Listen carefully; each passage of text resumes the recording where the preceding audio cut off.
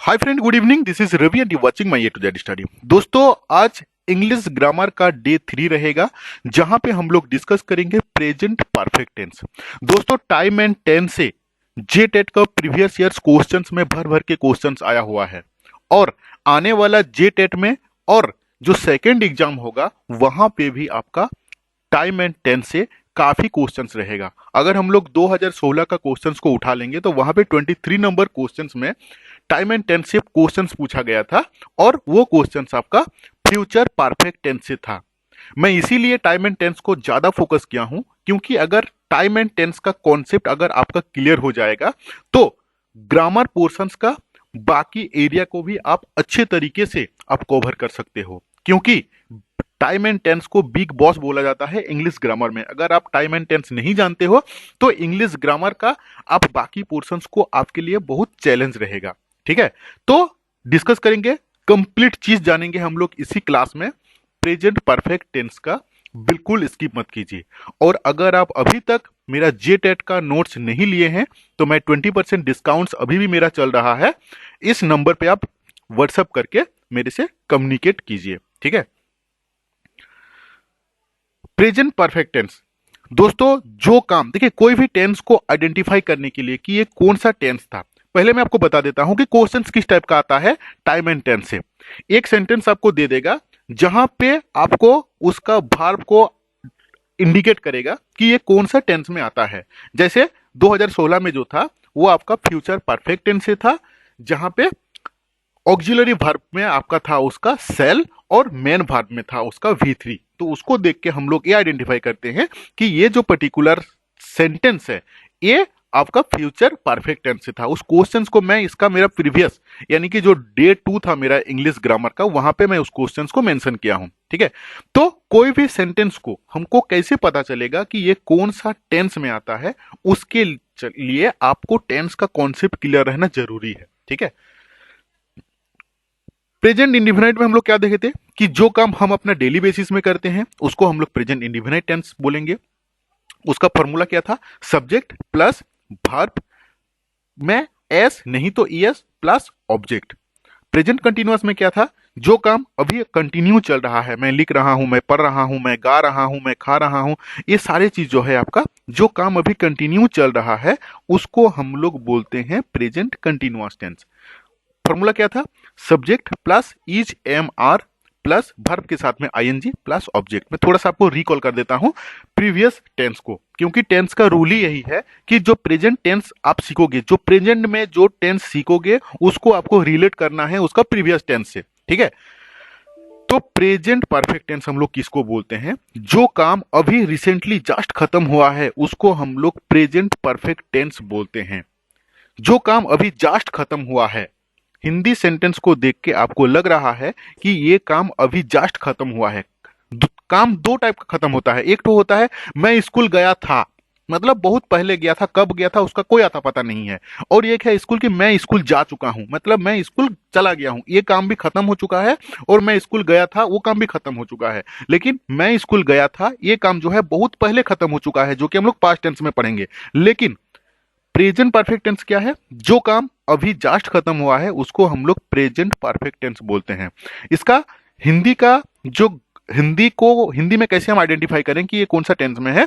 उसका वर्ब का लास्ट में क्या रहेगा? चुकी हूं, चुका हूं, चुके हो, चुके हैं, चुकी हो, चुका है, चुकी है, इस टाइप का अगर हिंदी का सेंटेंस रहेगा। मैं लिख चुका हूं, वह खा चुका है, वह जा चुका है, ये सारे चीज मतलब जस्ट अभी खत्म हुआ, कोई भी एक्टिविटी जस्ट अभी खत्म हुआ उसको हम लोग प्रेजेंट परफेक्ट टेंस बोलते हैं। इसी वर्ड में सारा चीज है, आपको समझना पड़ेगा। सेंटेंस को देख के लग रहा है कि ये काम अभी जस्ट खत्म हुआ है, उसको हम लोग प्रेजेंट परफेक्ट टेंस बोलते हैं। दोस्तों, ये जो फॉर्मूला मैं आपको सिखा रहा हूं ना कोई यूट्यूब चैनल में मिलेगा ना कोई किताब में मिलेगा, ये मेरा खुद का एक्सपीरियंस मैं आपके साथ शेयर करता हूं यहाँ पे। ठीक है, तो हिंदी सेंटेंस तो हम लोग समझ गए कि कैसे हमको पता चलेगा कि ये प्रेजेंट परफेक्ट टेंस है, कि जो काम अभी जस्ट खत्म हुआ है उसी को हम लोग प्रेजेंट परफेक्ट टेंस बोलते हैं। आप जानते हैं कि हर एक कोई भी सेंटेंस को फॉर्मेटिंग करने के लिए तीन चीज जरूरत पड़ता है। एक होता है सब्जेक्ट, दूसरा होता है वर्ब, तीसरा होता है उसका ऑब्जेक्ट। हर एक सेंटेंस, हर एक टेंस का स्ट्रक्चर अलग अलग है। ठीक है। तो प्रेजेंट परफेक्ट टेंस का स्ट्रक्चर क्या है, वहां पे सब्जेक्ट रहेगा, भार्ब में ऑक्सिलरी भार्ब के रूप में हैव नहीं तो हैज रहेगा, V3 यानी कि V3 का मतलब होता है वर्ब का पास्ट पार्टिसिपल, V1 का मतलब होता है जो नॉर्मल हो गया, V2 मतलब हो गया पास्ट टेंस, V3 मतलब हो गया पास्ट पार्टिसिपल। जैसे go went gone, cut cut cut, came came came. इसका मैं एक तो आपको लिस्ट दे दूंगा, या तो मेरा टेलीग्राम चैनल में मैं उसका एक लिस्ट दे दूंगा वर्ब का V1 V2 V3 का जो फॉर्म है, ठीक है। प्लस ऑब्जेक्ट मतलब ये जो सब्जेक्ट प्लस हैव नहीं तो हैज प्लस V3 मतलब वर्ब का past participle form plus object, ये जो हुआ ये स्ट्रक्चर हुआ आपका प्रेजेंट परफेक्ट टेंस का। कोई भी टेंस का कोई भी वर्ड को, कोई भी सेंटेंस को हम देख के कैसे पता करेंगे कि कौन सा टेंस में है, तो इसका मेन कॉज यही है, मेन आइडेंटिफाई करने का फॉर्मूला यही है कि उसका हम स्ट्रक्चर देखेंगे। जैसे 2016 में जो क्वेश्चन था उसमें क्या था, सब्जेक्ट था प्लस हैव नहीं तो हैज प्लस सब्जेक्ट था plus shall have will have plus V3 मतलब फ्यूचर परफेक्ट टेंस का मैं बात कर रहा हूं। तो जिसको पता है कि फ्यूचर परफेक्ट टेंस में शैल हैव लगता है, विल हैव लगता है, V का V3 होता है, तो वही उसका सॉल्व कर पाएगा, वही उसको जान पाएगा कि हाँ ये फ्यूचर परफेक्ट टेंस है। इसीलिए स्ट्रक्चर को दिमाग में रखिए, सब्जेक्ट रहेगा प्लस हैव नहीं तो हैज प्लस वर्ब में V3 रहेगा प्लस ऑब्जेक्ट रहेगा, ठीक है। अभी यहाँ पे क्वेश्चन आता है कि हैव कहां लगेगा, हैज कहां लगेगा, ऑक्सिलरी वर्ब का यूज जानना जरूरी है दोस्तों। जब तक आप पार्सन नहीं जानोगे तब तक आप ऑक्सिलरी वर्ब नहीं बना पाओगे। ऑक्सिलरी वर्ब किसे बोलते हैं, इसको हम लोग ऑक्सिलरी वर्ब बोलते हैं, नहीं तो हेल्पिंग वर्ब भी बोलते हैं।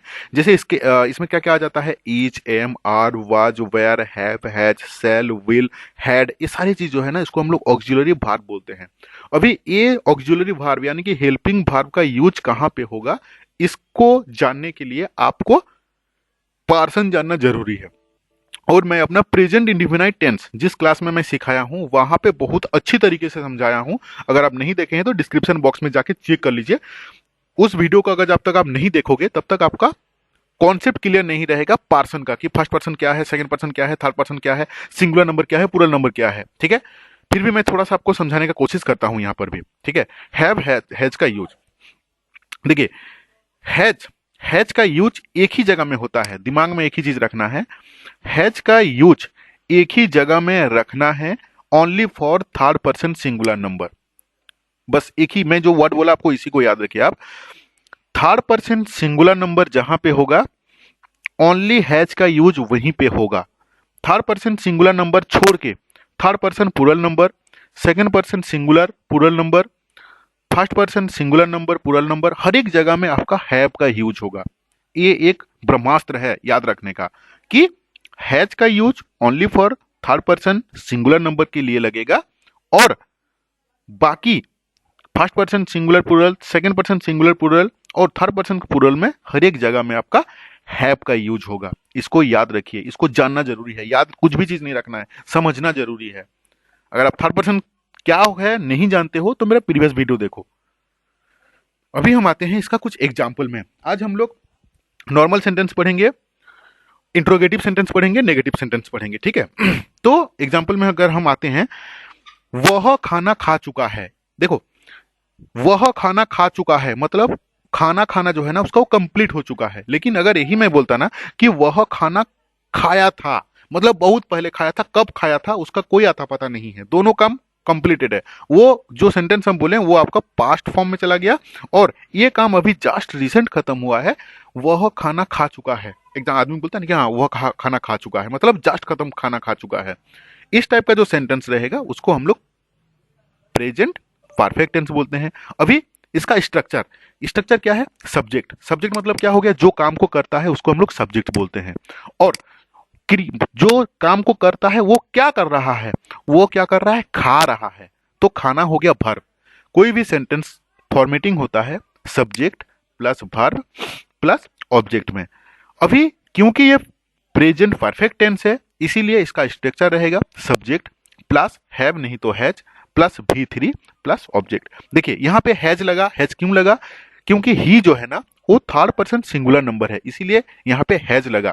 और V3 हो गया आपका ईट मतलब खाना, ईट एट। V2 ईटन मतलब V3 हो गया, ठीक है। इसके बाद प्लस से हो गया ऑब्जेक्ट।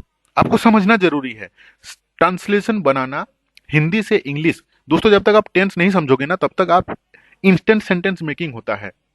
कल की तारीख में जब अगर आप कम्युनिकेशन स्किल्स में जाओगे क्लास लेने के लिए स्पोकन इंग्लिश में, तो आप सेंटेंस नहीं बना पाओगे। आप सेंटेंस जब तक नहीं बना पाओगे तब तक आप इंग्लिश नहीं बोल पाओगे। इसीलिए सेंटेंस बनाने के लिए आपको टेंस का जानना जरूरी है, क्योंकि जब तक कुछ भी चीज आप हिंदी में सोच रहे हो ना, वो दिमाग में जैसे ही आता है ऑटोमेटेड कोडिंग होके आपका मुंह में जब निकलेगा वो इंग्लिश में ही निकलना चाहिए। चलिए वो तो कम्युनिकेशन क्लास हो गया। यहाँ पे प्रेजेंट परफेक्ट टेंस में हम लोग क्या देखें कि सब्जेक्ट हुआ, ऑक्सिलरी वर्ब के रूप में यहाँ पे हैज का यूज हुआ, V3 में यहाँ पे ईटन हुआ प्लस ऑब्जेक्ट हुआ, ठीक है। आशा करता हूं कि इसका सेंटेंस फॉर्मेटिंग आप समझ चुके हो। मुझे जुकाम हो गया है, ठंडा लग गया है, तो आई हैव, आई हो गया सब्जेक्ट। मैं क्या बोला हूं कि only third person singular number में लगेगा हैज, नहीं तो बाकी दुनिया में जितना भी है सब में हैव लगेगा प्रेजेंट परफेक्ट टेंस में। तो मुझे जुकाम हो गया है, आई के साथ क्या लगेगा, हैव लगेगा। I have got a cold, मुझे ठंडा लग गया है। आपने अपनी गाय बेच दी है, आपने गाय को बेच दिया है, तो मतलब जस्ट खत्म हुआ है, काम कंप्लीट हो चुका है, इसीलिए प्रेजेंट परफेक्ट टेंस है। प्रेजेंट परफेक्ट टेंस है इसीलिए क्या होगा, सब्जेक्ट होगा प्लस हैव हैज होगा प्लस V3 होगा प्लस ऑब्जेक्ट होगा। ही हो गया यहाँ पे सब्जेक्ट जो कि काम कर रहा है, जो कि बेच रहा है, वो भी थर्ड पर्सन सिंगुलर नंबर में हैज लग गया। सेल का V3 होता है सोल्ड, और बाकी जो हो गया आपका ये हो गया ऑब्जेक्ट। आपको सेंटेंस इसी टाइप का बनाना पड़ेगा। क्वेश्चन में अगर दे देगा कि he has sold his cow, ऐसे ही दे देगा एग्जांपल, बोलेगा कि कौन सा टेंस है ये, तो आपको जानना जरूरी है कि हैज का यूज हुआ है, V3 यूज हुआ है, इसका मतलब ये हो गया आपका प्रेजेंट परफेक्ट टेंस। दोस्तों क्लास कैसे लग रहा है, और जो जो लोग मेरा नोट्स लिए हैं कैसा है नोट्स, प्लीज कमेंट बॉक्स में बताइए कि दूसरा स्टूडेंट्स देख के थोड़ा मोटिवेट होंगे। और 400 रुपया इस कोई बड़ा बहुत बड़ा हाई अमाउंट में नहीं ले रहा हूं आपसे, ठीक है ना, क्योंकि जब तक आपके पास एक नोट्स नहीं रहेगा तब तक आप सही तरीके से नहीं पढ़ पाओगे। 90% स्टूडेंट्स कंफ्यूज रहते हैं कि पढ़ना क्या है जेटेट में। जो सारा चीज मैं स्टडी मटेरियल्स हो 5 PDF है मेरे पास, वहीं पे मैं डाला हुआ हूं। अगर नहीं लिए हो तो व्हाट्सअप करो जल्दी।